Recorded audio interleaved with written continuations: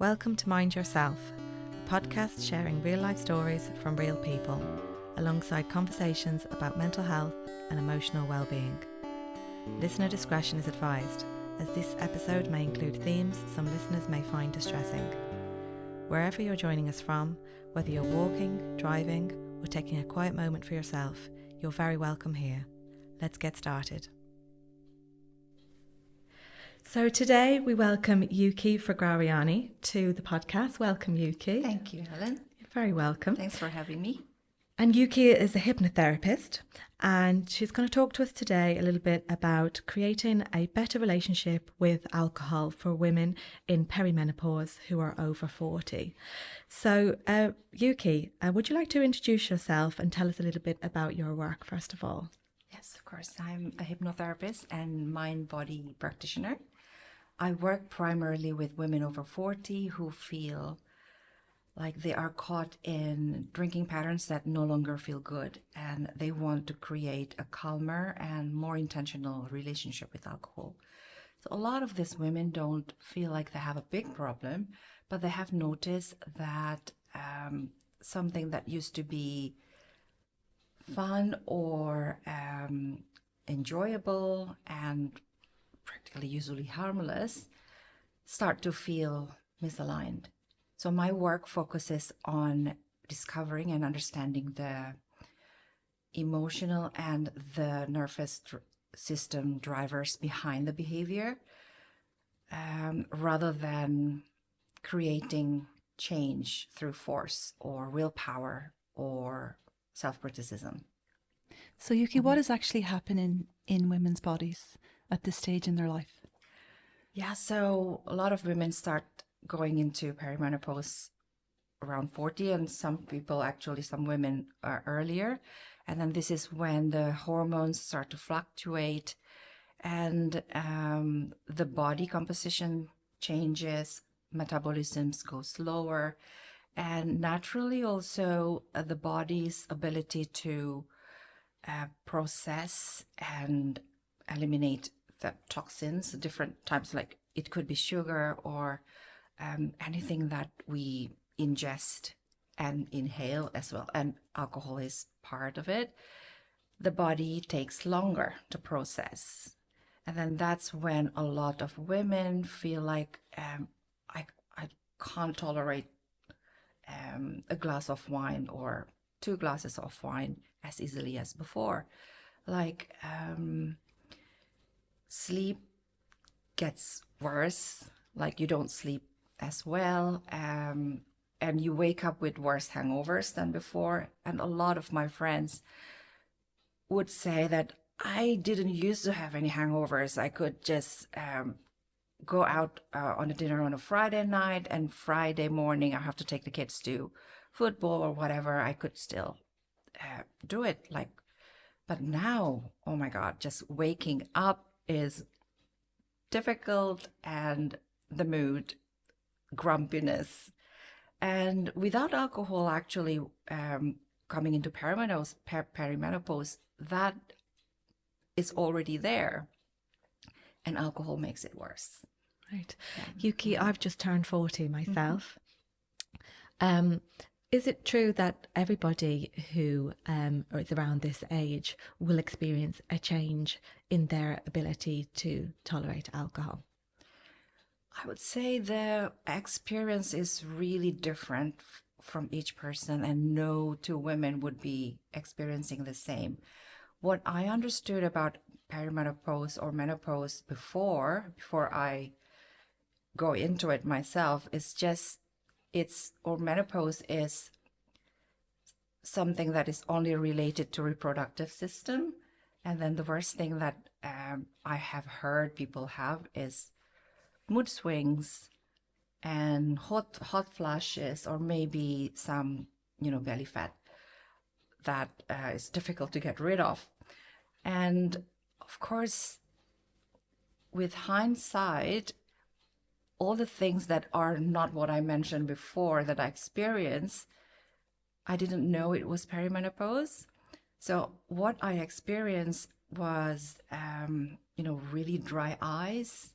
Like it felt like there's like sand in my eyes. And that happens when I was maybe 45, 46. I didn't realize what it was. Then for years, I had very bad facial dermatitis. My skin was very bad. I went to consultants, dermatologists, did a lot of different tests. I went through different diets to find out what is the cause of the skin issues. And then I learned that women in perimenopause could become really sensitive to different things. And histamine is one of them. And that was like a big aha moment for me. Oh my God, it's not that suddenly I pick up strange allergies to everything. And that is an understanding that, oh, there's nothing wrong with me. It's just what's happening in the body. I can really resonate with a lot of what you're saying there, Yuki. As somebody who is definitely in perimenopause, I've been on HRT now for 3 years. I can almost pinpoint the moment that I felt, looking back on reflection, that I became perimenopausal, and it was after having a few drinks with my sister one night. Nothing untoward, just a normal, sharing a bottle of wine. But I woke up that night with serious palpitations. I couldn't breathe. My heart was jumping out of my chest, and I thought it was an isolated incident. Didn't give it too much thought. But then a few weeks later, the same thing happened again after a few drinks, and I actually took myself to A&E. I thought, there's something wrong with my heart. There's something really seriously wrong with me here. Had an ECG, everything was fine, but it kept happening. So I went to my GP, and she was like, sounds like classic perimenopause, palpitations, anxiety the next day. Yes. In my 30s, a night out to me would have looked like at least 6 to 8 glasses of wine, and I would have been fine. But now 2 glasses of wine and I'm done. It's just doesn't have the same appeal or the same, I suppose, fun aspect. So how would hypnotherapy help somebody like me who has been challenged with, I suppose, the enjoyment? Yes, that's a very good question. And this is what a lot of my clients face as well, because they feel that the body doesn't tolerate it as well as before, but the enjoyment factor is there. It's part of socializing. It's the norm. So what I do is, so the self-awareness is the first thing, and understanding what was it about alcohol. Is never just about the alcohol. What I find is, for some women, it's connection. For others, it's about safety, actually. Do you think it's also a coping strategy for women? Yes, when they're at this stage? Yes, it's 40s is kind of like a lot of time peak responsibility, like careers, teenagers, and sometimes elderly parents. You're kind of sandwiched between your children, the and sandwich the next generation. Yes. And all of those can happen at the same time, and it's so easy to reach for that glass of wine to unwind. And but again, combined with what's happening in the body when we hit perimenopause, that glass that we reach to help us de-stress actually put piles on it. It compounds stress. And for me personally, I grew up in Indonesia, and there was very minimal drinking culture. It's not accessible, and it's not like here or in Western countries. My first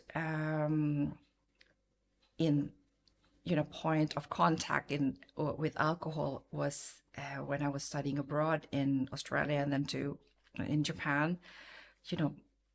Japan's summer is very hot, and everybody would cool down with actually a glass of beer at picnic.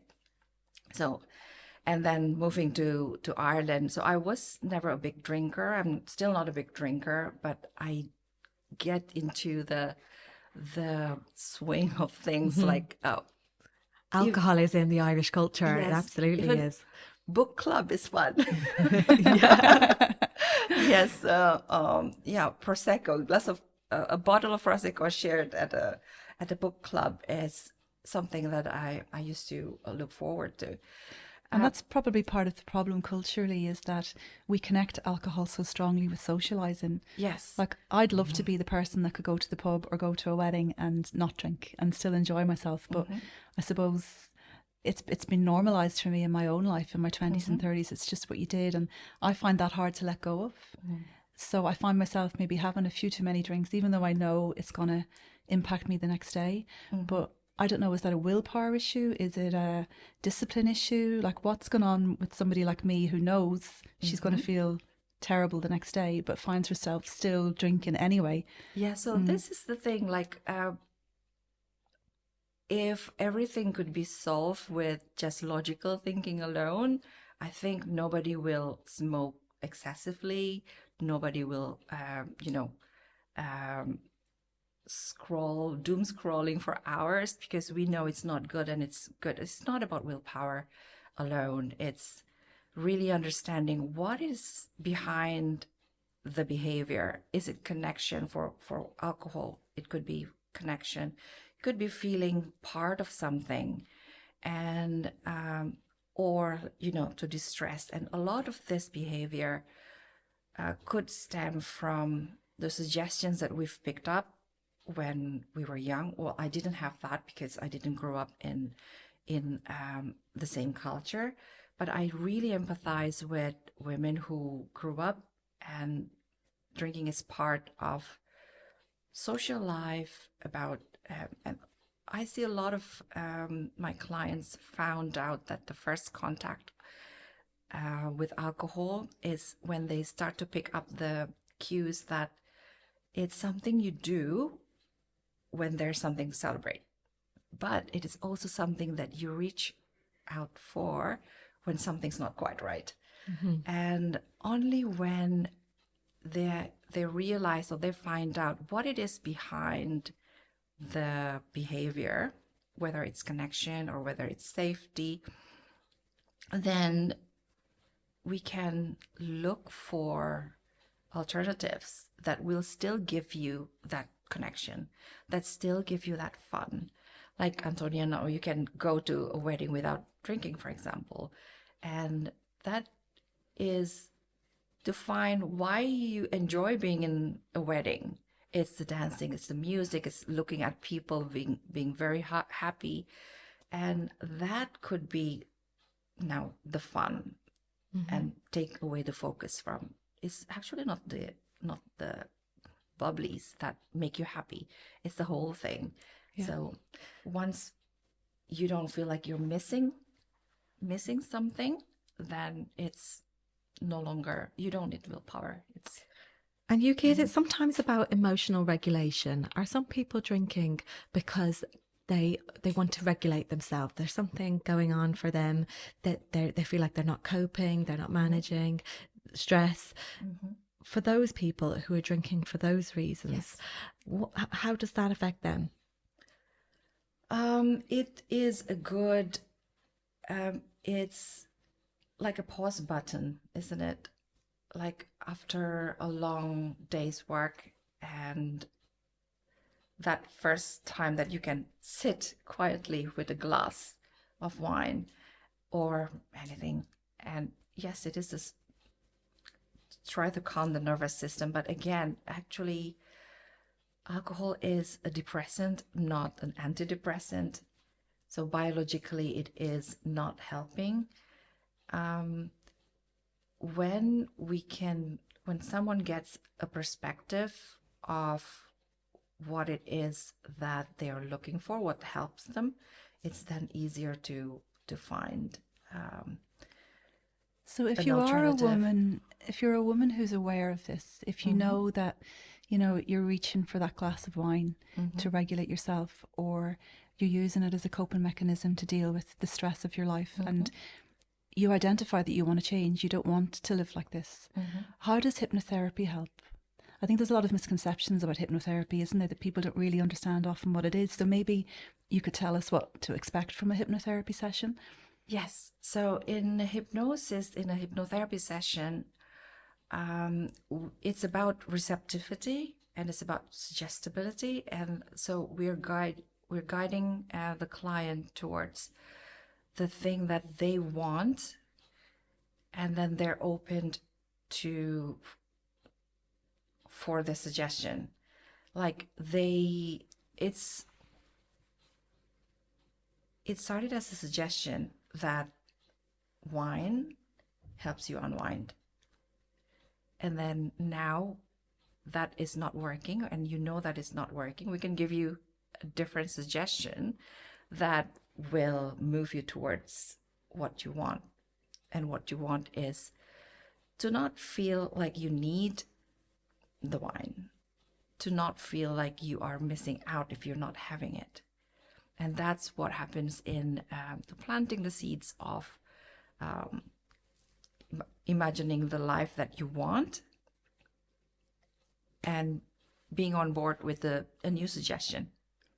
Yeah, I was just going to say about what Antonia said about the misconceptions of hypnotherapy. For some people, they may have only seen or heard of hypnotherapy in the way, you might see it on the telly and it's done for entertainment value. But if a person was to come to you for hypnotherapy, for this particular issue, what would that look like? If I was to walk into the room, talk me through, what we would be doing. Okay, so my own personal style is we start with we sync our breathing.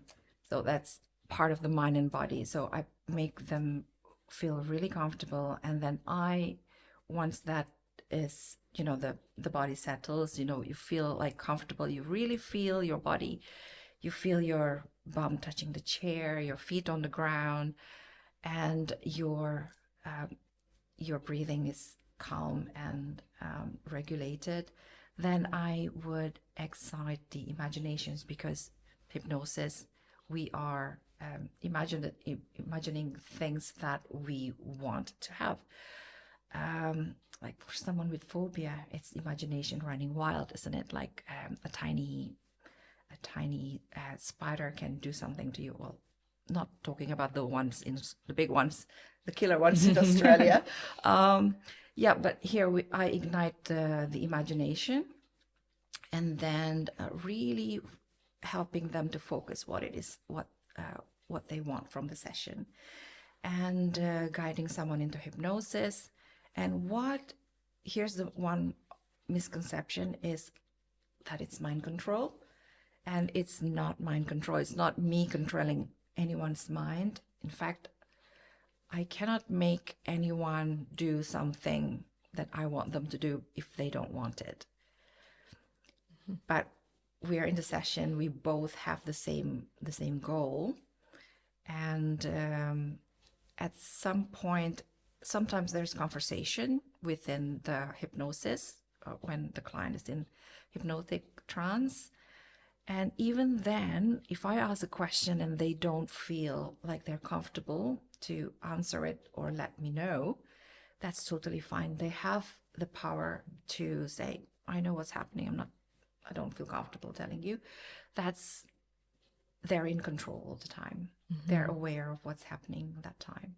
Okay, that sounds really empowering. So it does, yeah. And very different to some of the stereotypes that we would imagine hypnotherapy is like. It sounds very much like the person receiving hypnotherapy is in control of themselves. Yeah, it's not something that I'm doing to them. It's something that it's a collaborative event. Yeah.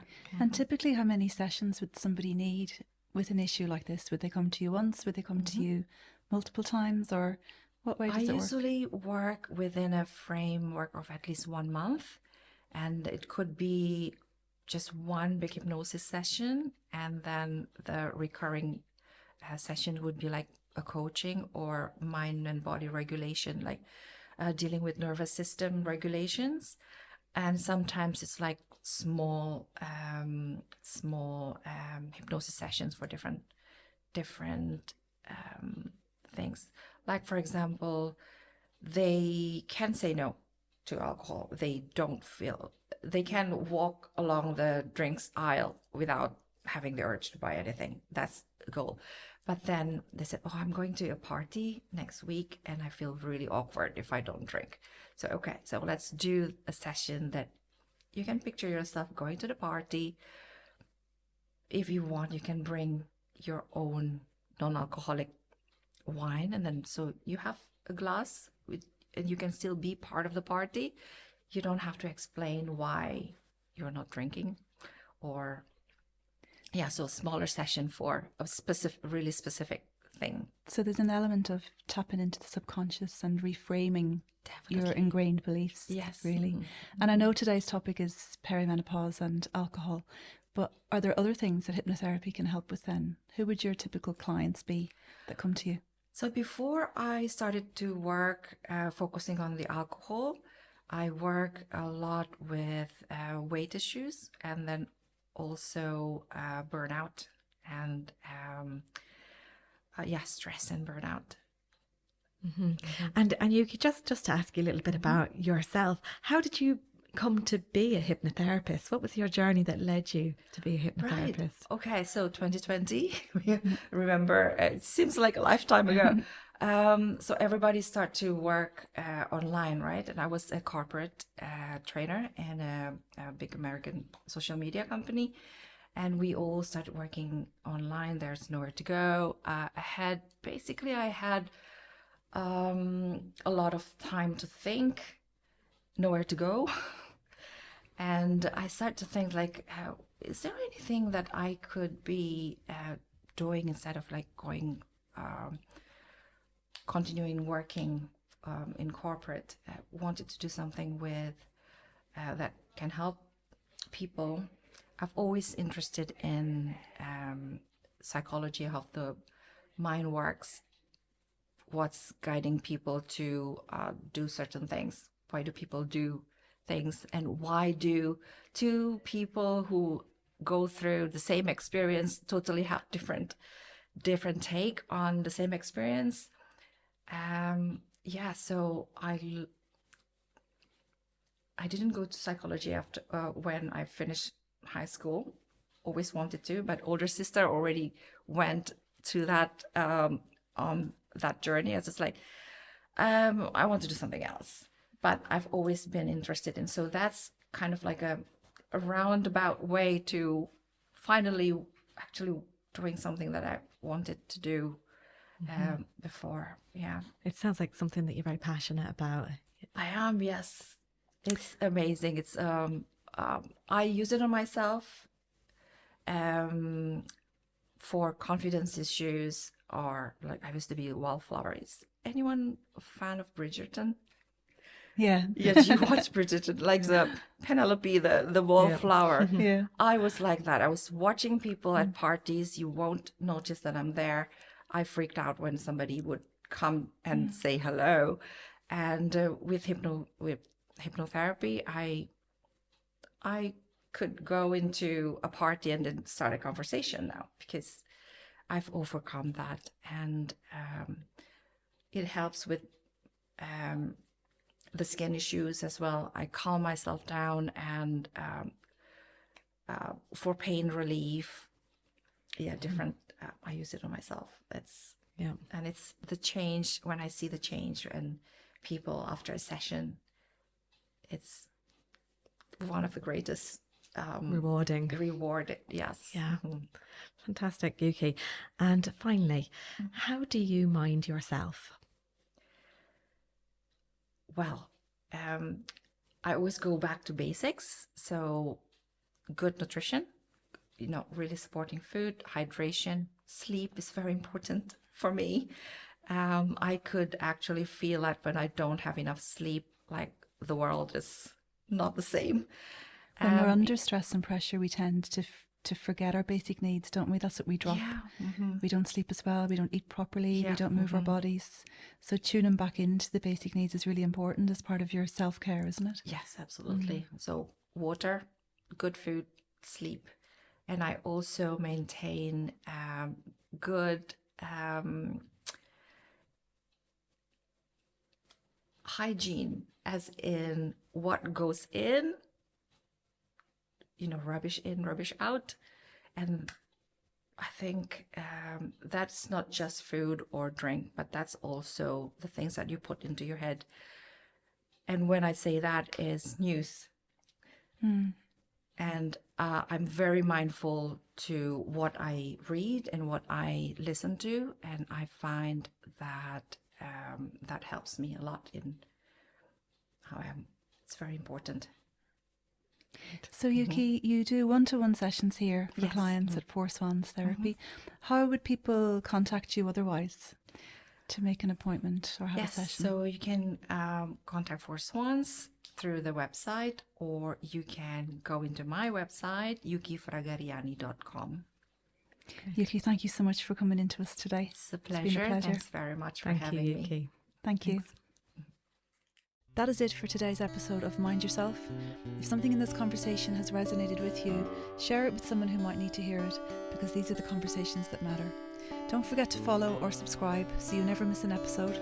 And if you're enjoying the podcast, a quick rating or review really helps us to reach more people. So until next time, mind yourself.